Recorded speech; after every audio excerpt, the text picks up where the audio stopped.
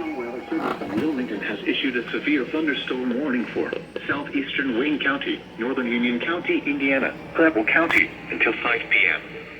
At 4:17 p.m., a severe thunderstorm was located over Liberty, moving northeast at 40 miles an hour. Hazard, 60 miles an hour wind gusts. Source, radar indicated. Impact, expects damage to trees and power lines.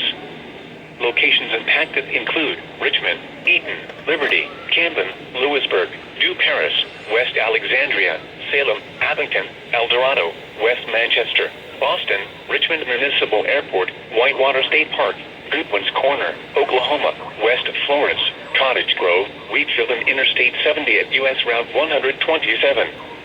This includes the following interstates: I-70 in Indiana between mile markers 153 and 156. I-70 in Ohio between mile markers 0 and 15.